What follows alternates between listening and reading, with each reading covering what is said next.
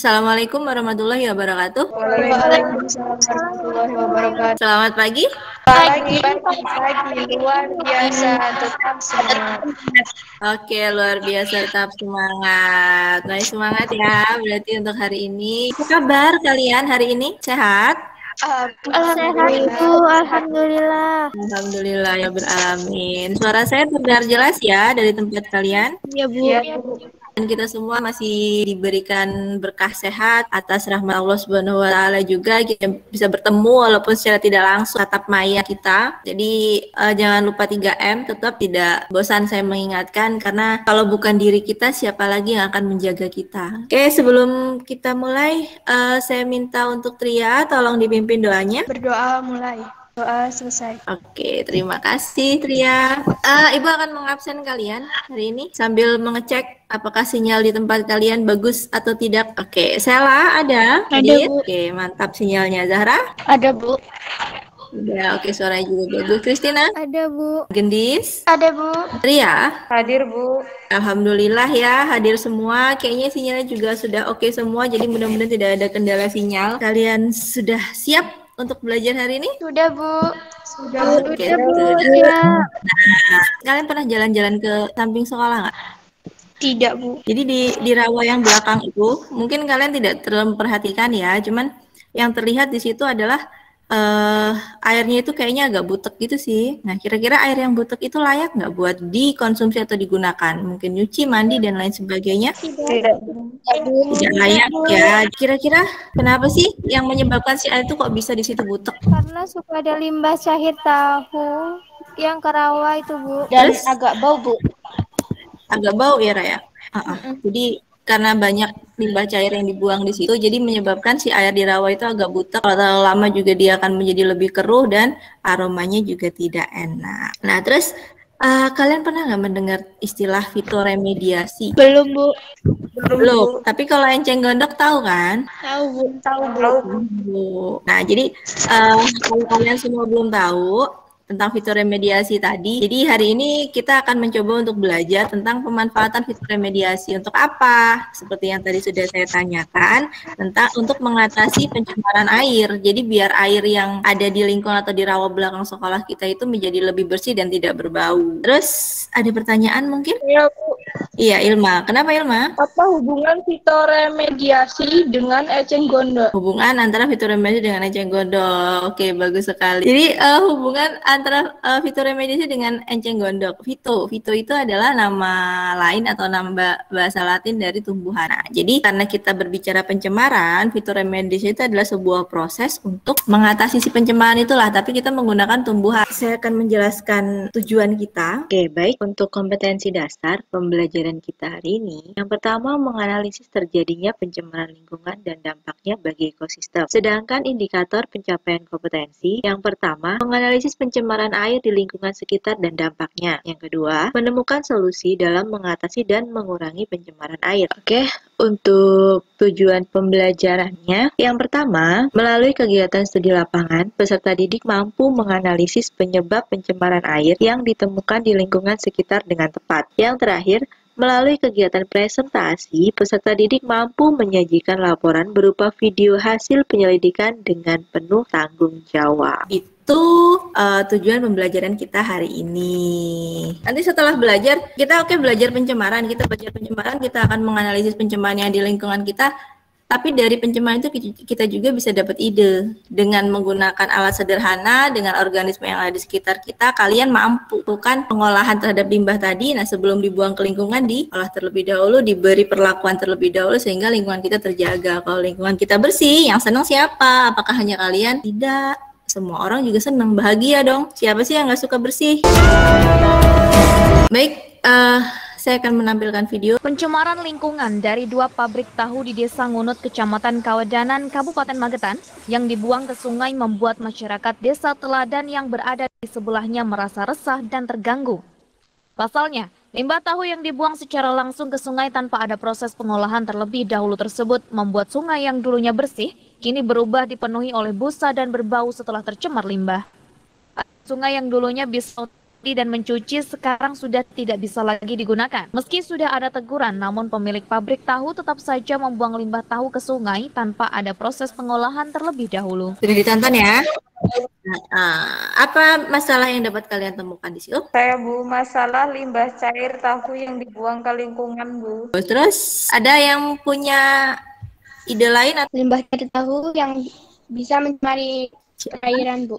limbah tahu yang bisa mencemari perairan? Oke, bagus sekali Zara. Nah, kondisi itu hampir sama nggak sih dengan yang ada di tempat kita? Sama, Bu. Limbah Gimana, cairnya Sheila? dibuang ke lingkungan dan mencemari perairan, Bu. Oke, bagus sekali untuk Sela. Nah, lagi ada satu video lagi yang harus kalian tonton.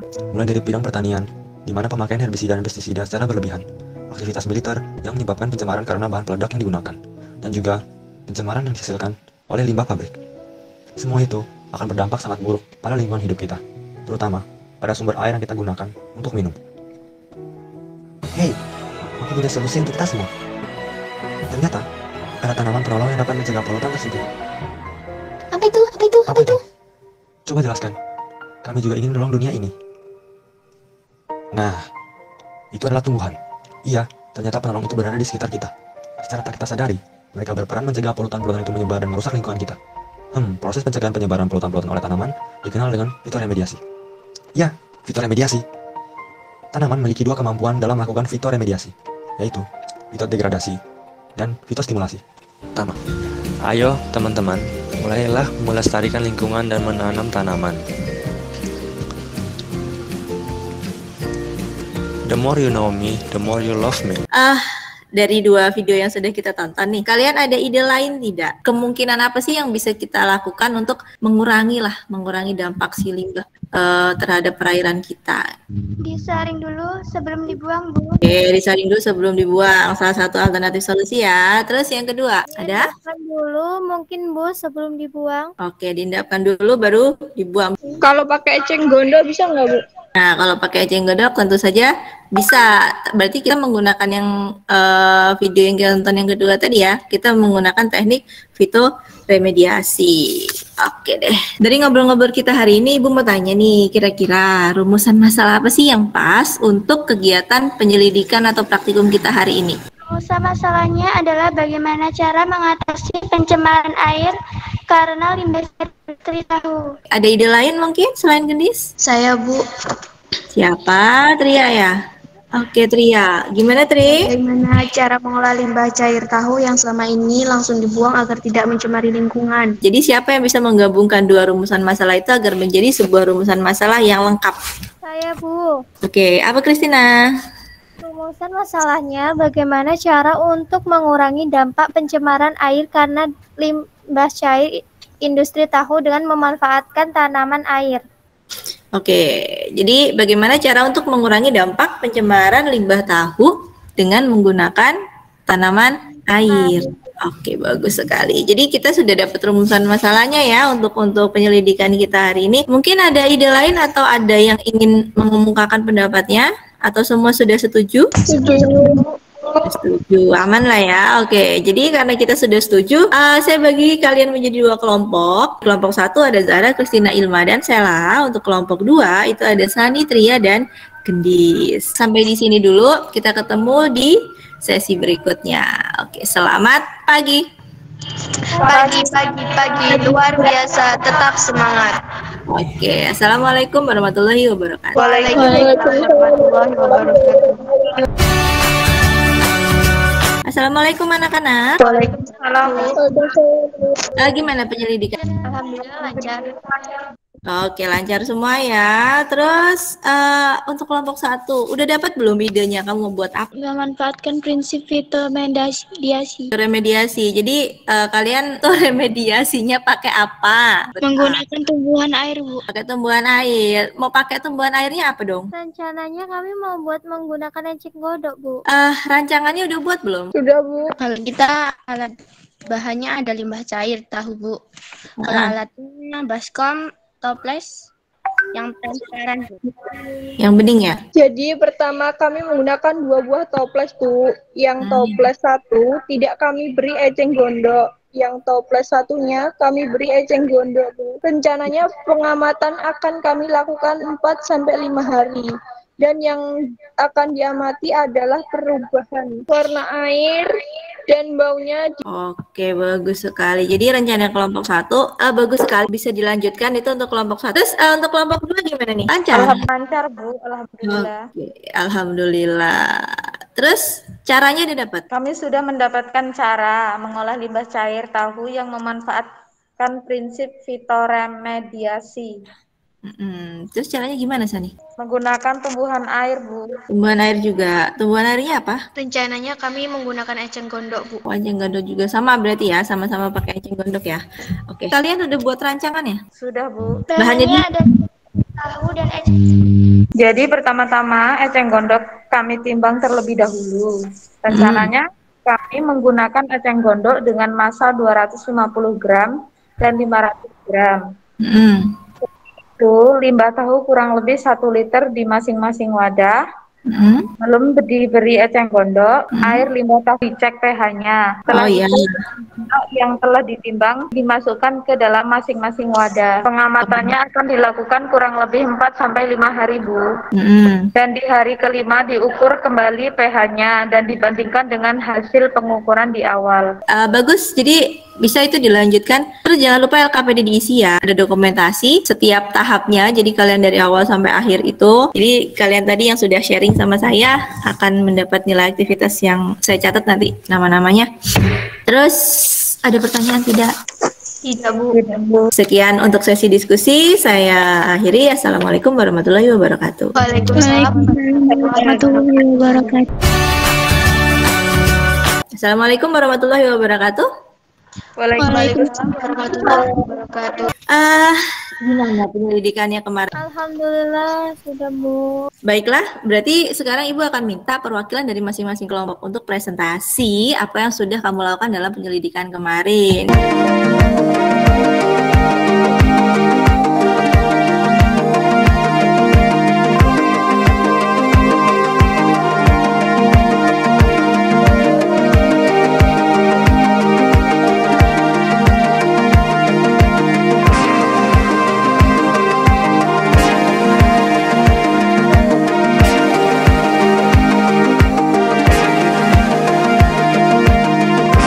Setelah kami amati selama 5 hari, air limbah tahu yang tidak diberi eceng gondok tetap keruh dan berbau, Bu. Sedangkan yang diberi tumbuhan eceng gondok baunya berkurang dan ada perubahan warna menjadi lebih jernih.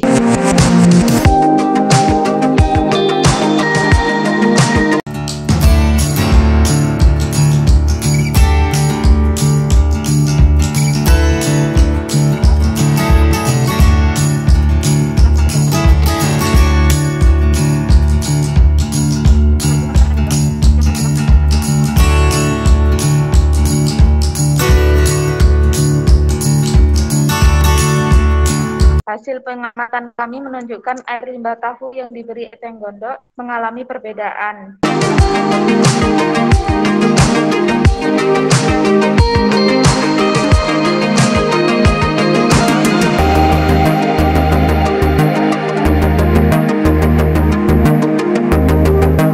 pH setelah diberi eceng gondok lebih tinggi daripada sebelum diberi eceng gondok. Oke, baik. Terima kasih Sani untuk kelompok 2. Kita tepuk tangan lagi untuk 2 kelompok yang luar biasa.